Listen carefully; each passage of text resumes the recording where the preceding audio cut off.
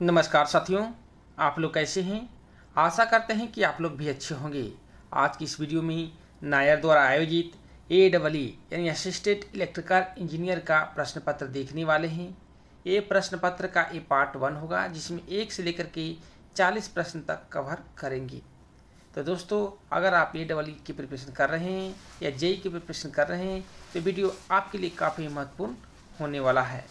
दोस्तों, आप लोग को बताना चाहूँगा कि अगर आप AEE, JEE या टेक्नीशियन की प्रिपरेशन कर रहे हैं और आपको स्टडी मटेरियल की आवश्यकता है तो आप हमसे संपर्क कर सकते हैं। आपको स्टडी मटेरियल अवेलेबल करवा दिया जाएगा। तो बिना समय गंवाए इस वीडियो की शुरुआत करते हैं। पहला नंबर प्रश्न है, TI-MI28 of traction distribution pertains to, यानी कर्षण वितरण में TI-MI28 संबंधित होता है। तो किससे संबंधित होता है? तो adjustment of OHE on turn out oblique crossover, OHE में टर्न आउट और क्रॉसओवर के समायोजन से संबंधित होता है। ऑप्शन नंबर 1 राइट होगा। नेक्स्ट प्रश्न है, panto flash over relay is use to TSS for protection of. Panto flash over relay का उपयोग TSS में डैश की सुरक्षा के लिए किया जाता है। तो किसकी सुरक्षा के लिए किया जाता है? तो OHE की सुरक्षा के लिए किया जाता है। ऑप्शन नंबर 1 राइट होगा। नेक्स्ट प्रश्न है, a power supply card in RTU is use to convert. RTU में पावर सप्लाई कार्ड का उपयोग डैश में परिवर्तित के लिए किया जाता है। तो किसमें परिवर्तित करने के लिए किया जाता है? तो 110 volt DC voltage is required DC voltage, 110 volt DC voltage को आवश्यक DC वोल्टेज में परिवर्तित करने के लिए किया जाता है। ऑप्शन नंबर 1 राइट होगा। फॉरनो प्रश्न है, for 160 kmph feet OHE propose tension is dash kg। 160 kmph feet OHE के लिए प्रस्तावित तनाव कितना kg होता है? तो इसके लिए तनाव कितना होता है? तो 2400 kg होता है। ऑप्शन नंबर 2 राइट होगा। नेक्स्ट है, the length of the fixed part of dropper is mm। OHE में ड्रॉपर के निश्चित भाग की लंबाई कितना mm होता है? तो इसकी जो लंबाई होता है आपका 105 mm होता है। ऑप्शन नंबर 3 राइट होगा। नेक्स्ट प्रश्न है, in insulated overlap the two sheets of wire are insulated from each other by an air gap of dash mm। Insulated overlap में तारों के 2 सेट डैश मिमी के एयर गैप द्वारा एक दूसरे से इंसुलेटेड होते हैं। तो कितना mm एयर गैप होता है? तो 500 mm होता है। ऑप्शन नंबर 4 राइट होगा। 7वां प्रश्न है, फ्लोविंग कैन कॉज पेंटो इंटेंगलमेंट। निम्नलिखित पेंटो उलझन के कारण बन सकता है। तो कौन सा कारण बन सकता है? तो यहाँ पे ऑप्शन देख लेते हैं। ATT का अनुचित समायोजन इसके कारण भी बन सकता है। अनुचित स्ट्रैगर इसके कारण भी बन सकता है। टर्न आउट और क्रॉसओवर का अनुचित समायोजन ये भी कारण बन सकता है। यानी यहाँ पे तीनों ऑप्शन बिल्कुल करेक्ट है। तो ऑप्शन नंबर D राइट होगा।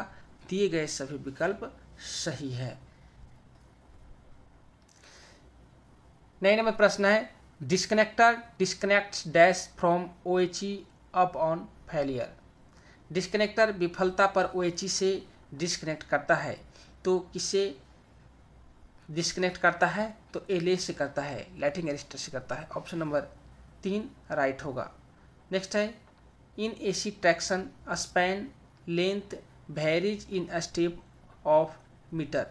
AC ट्रैक्शन में स्पैन की लंबाई डैश मीटर के अंतराल में परिवर्तित होती है। तो कितने मीटर के अंतराल में परिवर्तित होती है? तो 4.5 मीटर के अंतराल में परिवर्तित होती है। ऑप्शन नंबर 1 राइट होगा।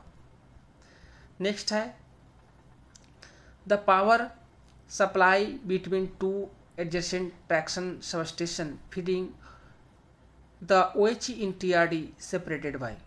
TRD में OHE के फीड करने वाले 2 आसन ट्रैक्शन सबस्टेशनों के बीच बिजली की आपूर्ति को अलग किया जाता है। तो किससे अलग किया जाता है? तो एसपी से अलग किया जाता है? ऑप्शन नंबर 1 राइट होगा।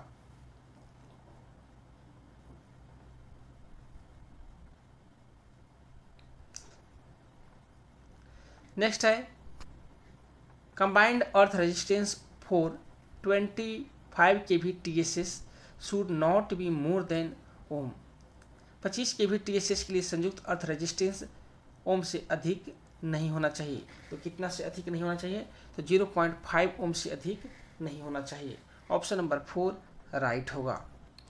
13वां प्रश्न है in reference to traction distribution system full form of OOR is. तो OOR का फुल फॉर्म क्या होता है ट्रैक्शन डिस्ट्रीब्यूशन में? तो आउट ऑफ रन होता है। ऑप्शन नंबर 2 राइट होगा, आउट ऑफ रन। 13वां प्रश्न है TDMS स्टैंड फॉर। TDMS का फुल फॉर्म क्या होता है? तो traction distribution management system, traction distribution management system होता है। ऑप्शन नंबर 2 राइट होगा। 15वां प्रश्न है कॉपर क्रॉस सेक्शन में लगभग 150 वर्ग मिमी वाले ओवरहेड कैटेनरी सिस्टम में करंट वहन क्षमता लगभग एम्पियर होती है। यानी overhead catenary system with approximately 150 square mm of copper cross section will have approximately dash ampere of current carrying capacity. तो ये कितना होता है? तो ये होता है आपका 600 एम्पियर। कितने होते हैं? 600 एम्पियर होते हैं। ऑप्शन नंबर 2 राइट होगा।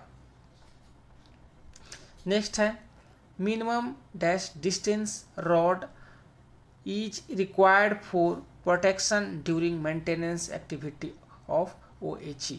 OHE के रखरखाव गतिविधियों के दौरान सुरक्षा के लिए न्यूनतम डैश डिस्चार्ज रॉड्स की आवश्यकता होती है।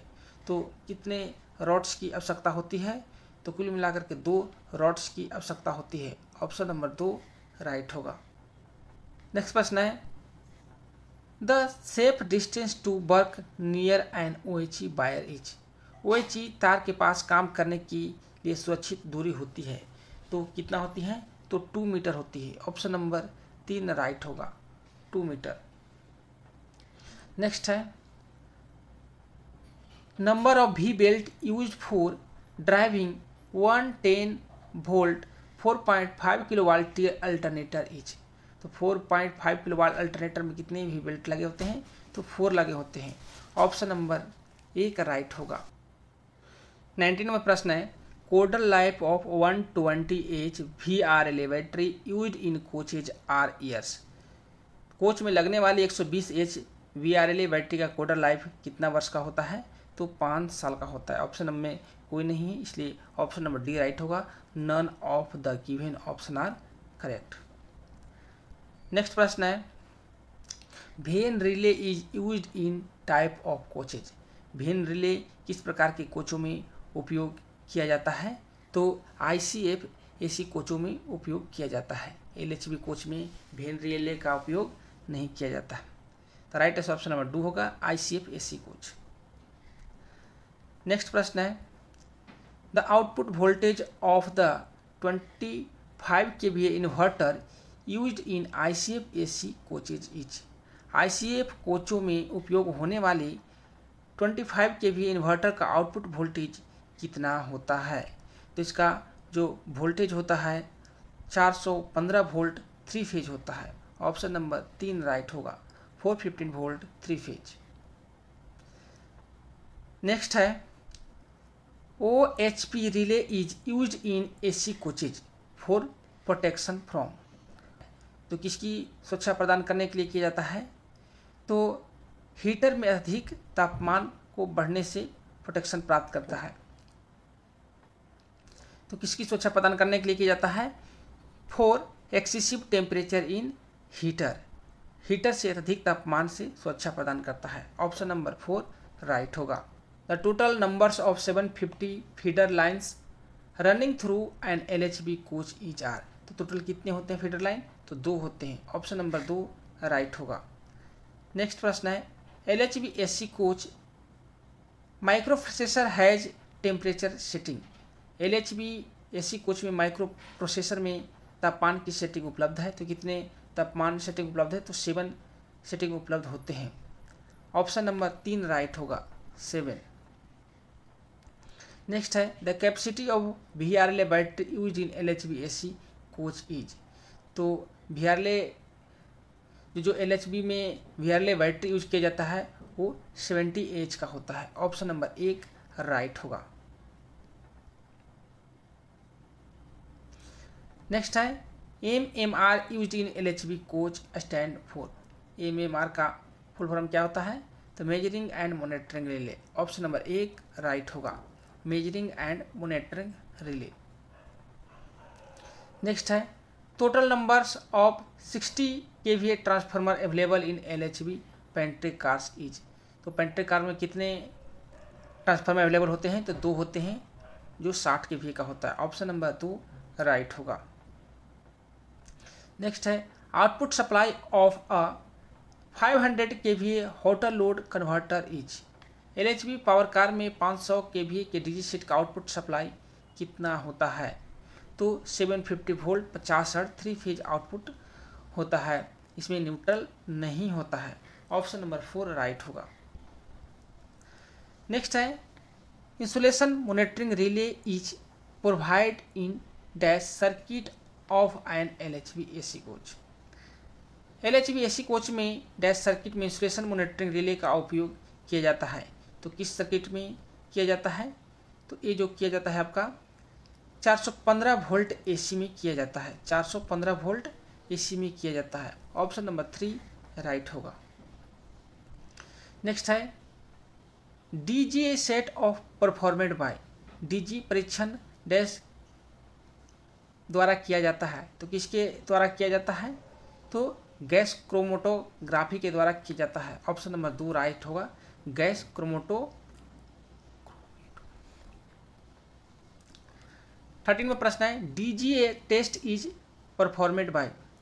तो किसे जज किया जाता है? तो गैस क्रोमेटोग्राफी के द्वारा किया जाता है। ऑप्शन नंबर 2 राइट होगा। नेक्स्ट प्रश्न है hotel load is are provided in dash 3 phase loco. 3 phase loco में होटल लोड लगाया जाता है। तो किसमें लगाया जाता है? ये जो आपका लगाया जाता है WAP5 एंड WAP7, ये दोनों में लगाया जाता है। ऑप्शन नंबर 3 राइट होगा। नेक्स्ट है AFI-FO system in loco shed means. AFI-FO का मीनिंग क्या होता है?